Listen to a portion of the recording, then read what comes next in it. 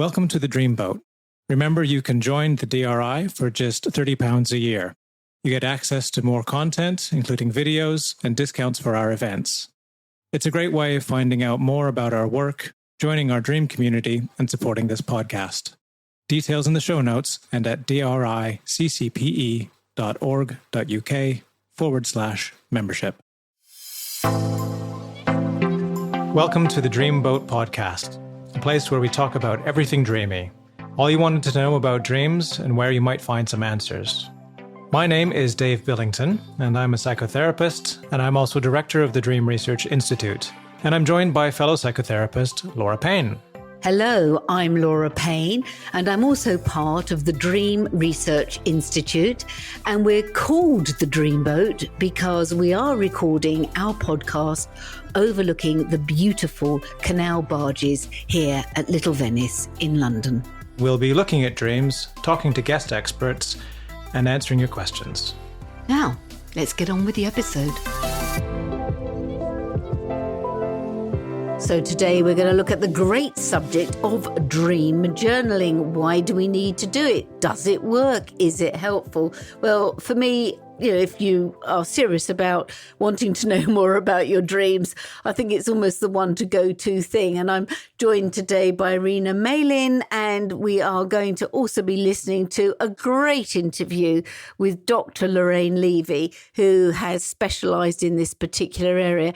Rina, what do you feel about dream journaling? Oh, I agree with you completely. It kind of sets the mood and sets the intention. So if you have a lovely journal and a nice pen at your bedside, there's just something indulgent and beautiful about it. And then the just simple kinesthetic act of writing is very pleasurable and really sets up that body-soul connection, body-dream consciousness connection.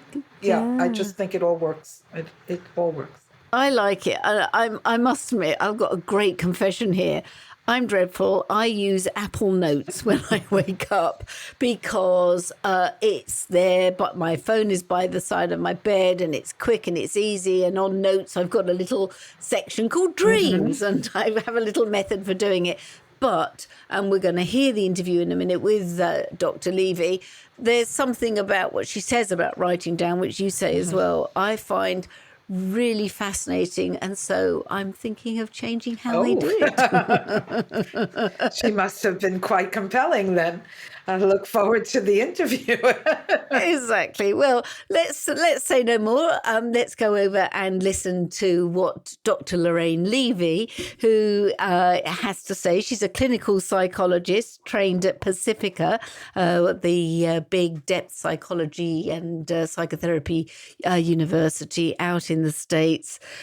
She is now a lecturer and involved also with the International Association for the Study of Dreams. She's a board member and is speaking at this year's conference, which is being held online. Anyway, let's listen to what Dr. Levy has to say.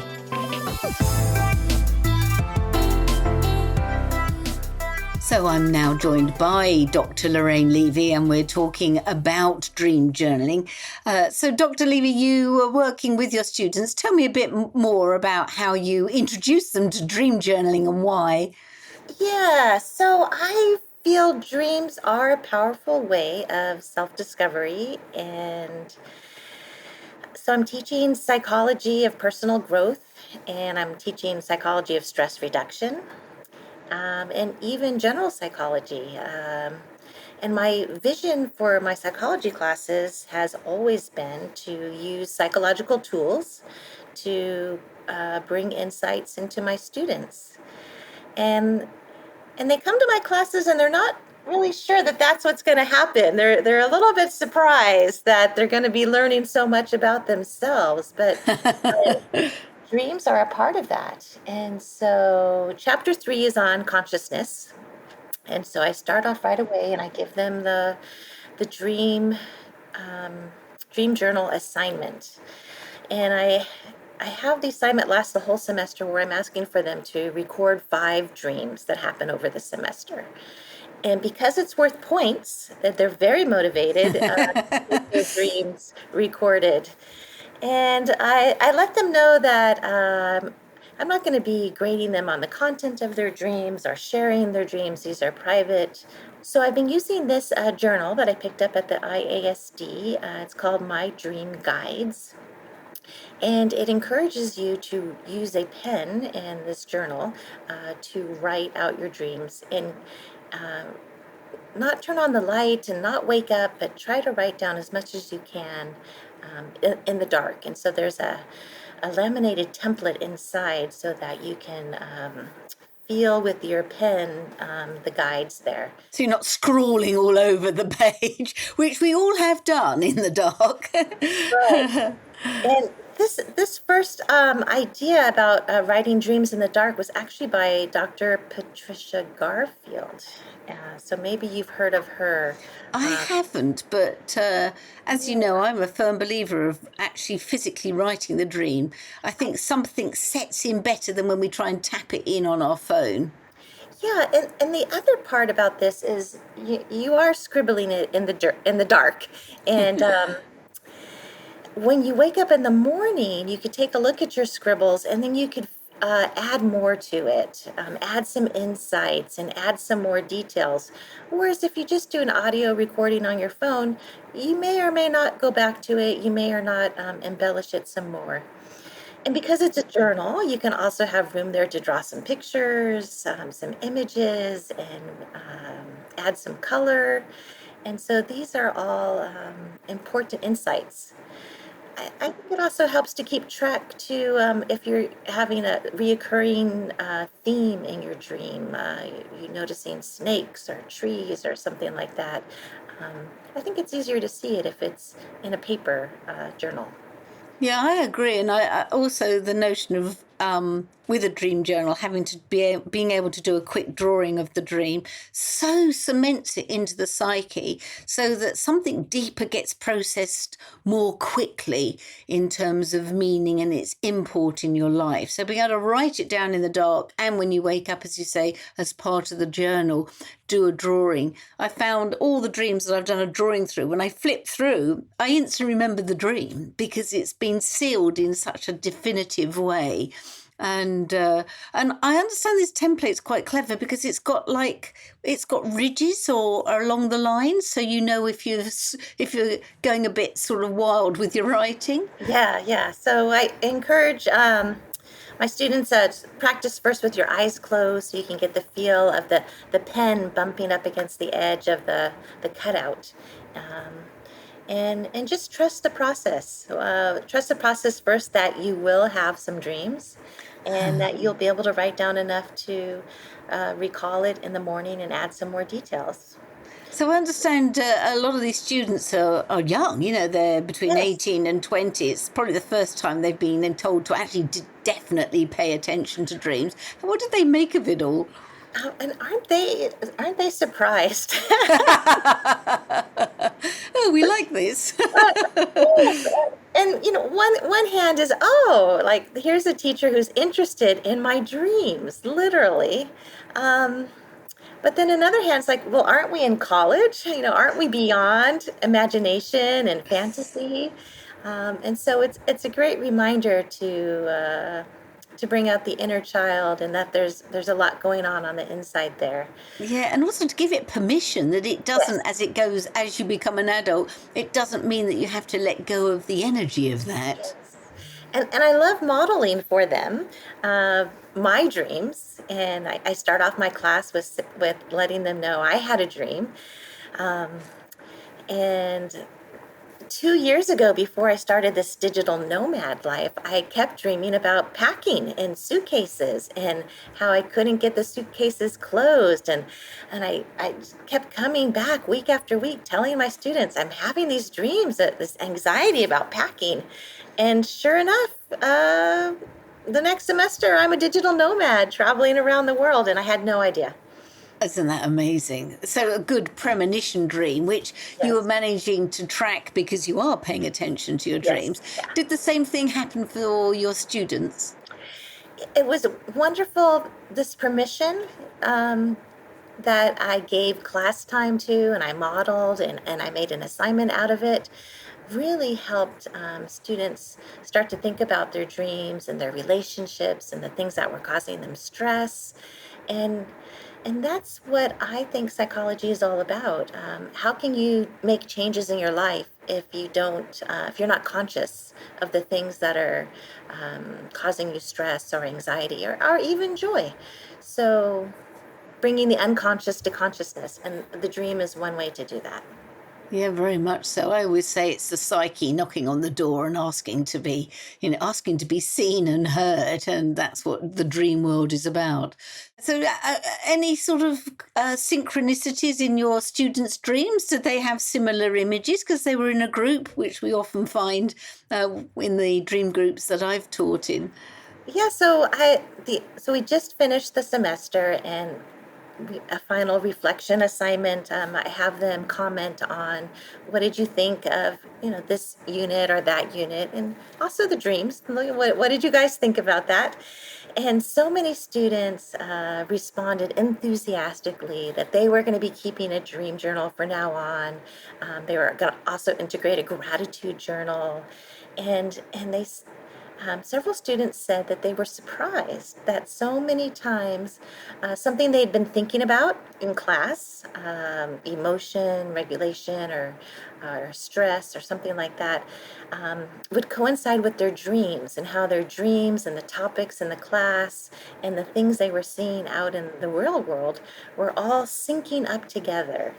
They didn't really have a word for that. I didn't teach them about synchronicity, but this is what they were experiencing. Yeah, yeah. And did you see them change through this journaling? Yeah, it's just about awareness for them. I love the end of the semester reflections that they write me, and how they said, I just wanted to come to this class and get an A, and I've learned so much more, and my relationship with my stepmothers, and now I can understand. And um, some of them I convert to the field of psychology, which I love. Others say, no, I'm not going to major now in psychology. I'm still going into engineering or nursing, but what I learned here, I'm going to be taking with me. Yeah, I love lovely. that. I That's love it. great feedback, isn't it? It is. And were there any interesting drawings that came up? Were there any interesting sort of themes as such? One assignment that I have them do is a dream collage. So we do this more towards the end of the semester, where they either take drawings or images from the internet, and try like if they were dreaming about trees or children or something like that, to make a collage of these images, and put them together. And then once they see all the images, what insights do they have about it? Why these images, or what are these stories, like a storyboard almost. Wow, what a good idea. Love it. Yeah, these are things I've got from IASD for sure. But what a great idea to do it with young people, but also, for somebody who is a regular journaler, what a nice thing to say to people. Look, have you thought about once a year or every 6 months doing a sort of mood board or whatever Yes, yeah, of all of the images? yeah, yep. It's really powerful when they take the time to do that. The other reason why I'm doing this, Laura, which you can understand as well, is AI. If I just give them a simple essay, I could get something from AI. But if they have to give me their images from their dreams and then write about some sort of insight that they have from that, I have a much greater chance of getting an authentic assignment. And so, Yeah, and the real person as well, with real yes, thoughts and emotions, yes, yeah, and also for them, what a relief that it is not something that has to be run through AI or be perfect. It yeah, is literally their reaction. yeah. Must have been liberating for I hope them. so. I hope so. I love to see their enthusiasm with it as they just get their insights. Such an important time for them. Developmentally, trying to figure out who they are and what they should major in, and that's one reason why I like working with this age group. I felt so important. Well, I'm sure you've made an amazing impact on them, and for a psychology course to actually go to the heart of it. Sometimes, Jung and Freud started off with dreams, and but to modernize it and make it relevant to youngsters, how lovely! I think there's something in there, not just for youngsters, but for all of us. So, if you just on the sort of notion of dream journaling, what are your tips to people? What do you suggest? Because obviously, it's something that people regularly ask us, what do you Yes. mean by dream journaling? Yes. Well, I do recommend pencil, pen, paper. Have the notebook open. Have the pen ready to go, like even click it on so it's ready. You don't need to find anything. If possible, don't turn on the light, just write in the dark. And even if you just go to bed knowing I'm going to write in my journal first thing, or if I wake up in the night, that intention also just seems to spark the dream, giving it permission. And as you start, and even if you wake up the next day and you didn't have a dream, you're still thinking about, I want to have a dream that I can write down in my journal. And it just keeps gaining momentum and energy as you see the journal, as you try again the next night, and the dreams will come. Yeah. Yeah. Well, a lovely way of putting it, because it is a momentum. I try to explain to people when they say, I don't dream or I don't remember my dreams. Journaling is a great method, even if you don't remember to begin with. As you say, the momentum and the energy builds up, and then you have that eureka, oh my God, I've remembered a dream moment. Yes. And these templates that you mentioned, are they easy to get? Can we put a link to them on the show notes? Yes, I believe there's a couple different places we can get them. I've been giving them to my college bookstore, but I'll pass on those links to you. Okay, lovely. So we'll definitely include those in the show notes, because I think I want to use one myself. I really like that as an idea. And also I like the bit that you've actually got the students to practice before they dream, just to get a feel of, writing in the lines. It takes you back to being like 5 or 6, learning to writing on the lines. Yes, it does. So it's definitely going to recall some inner child information or sense of the inner child back up again. Lorraine, thank you so much. And I know that you're talking at the IASD conference, and I wish you well with that. And obviously you're talking on dream journaling. Is there anything else you think you should add that you think people would be interested in hearing about dream journaling?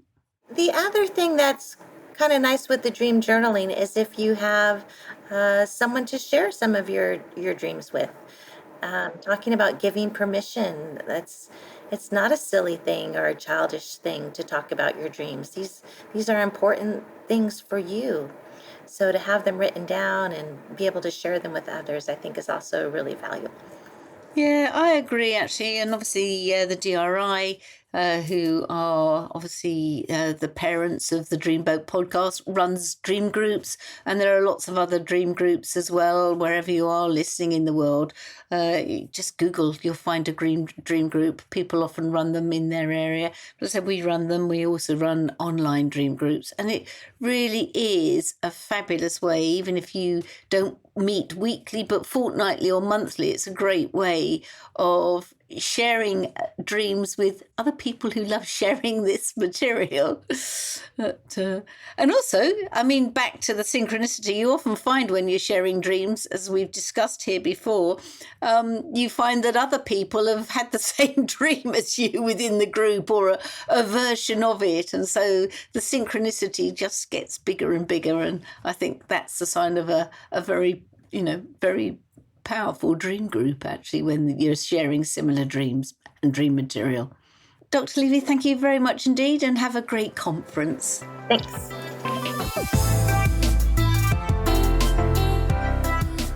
Well, what did you make of that then, Rina? She was really interesting. I really enjoyed that. There's a couple of things that really kind of struck me. The journal sounds very well. You already heard that I quite like the idea of having a lovely journal.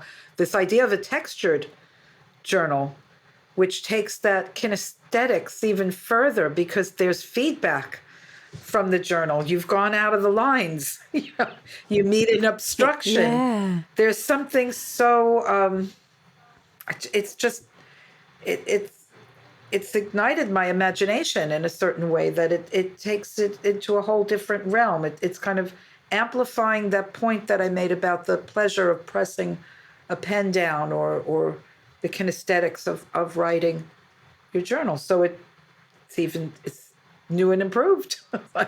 Yeah. I'm hoping to get a link that we can put on with this interview, because one of the reasons why I did end up writing it on my phone was that I'm not very good at writing in the dark. Yes. And I'd pick it up in the morning and think, what the hell was that? It made it even more complicated. But this notion of, as you say, staying within the lines, it reminded me of being at school where you had to write within the lines.